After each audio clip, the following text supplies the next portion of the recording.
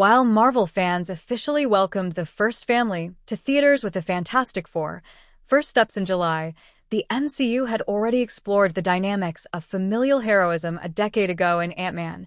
Celebrating its 10th anniversary in 2025, Paul Rudd, Scott Lang, and Michael Douglas Hank Pym brought heart and humor to the superhero universe, telling a story of estranged fathers and the daughters they sought to reconnect with. Despite being a smaller-scale adventure, the film ended with both families united in a touching and surprisingly human way.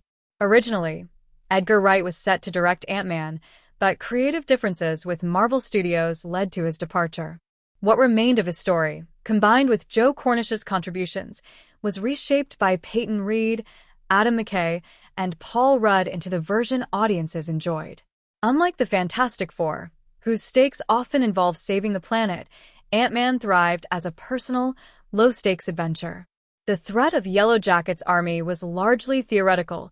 It was a story about family, legacy, and the kinds of heroism rooted in human connections rather than cosmic destruction. A central element that set Ant-Man apart was its focus on familial bonds. Scott Lang and Hank Pym were both fathers seeking redemption, each aiming to prove themselves to their daughters. Evangeline Lilly's Hope Van Dyne initially distanced herself from her father, Hank, dropping his last name in anger. Yet, when Darren Cross' Yellow Jacket technology posed a potential threat, she reluctantly joined forces with him.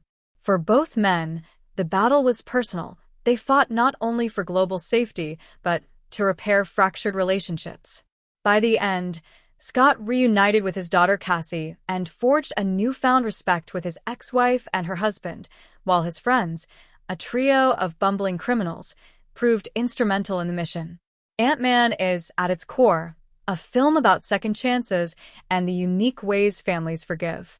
The film also deepened the MCU's history, establishing Hank and Janet Pym as some of the earliest heroes in the cinematic universe.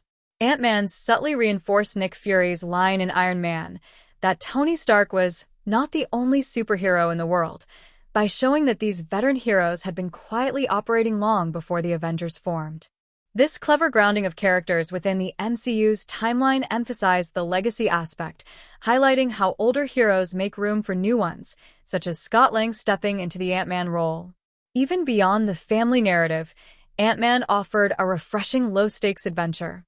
While films like Fantastic Four, First Steps, and Thunderbolts dealt with cosmic threats and world-ending stakes, Ant-Man focused on the personal, stopping a single unscrupulous businessman with dangerous technology.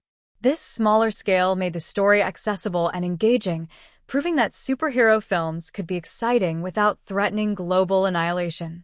The success of Ant-Man shows that small-scale stakes, grounded character relationships, and heartfelt storytelling can resonate just as powerfully as universe-spanning conflicts.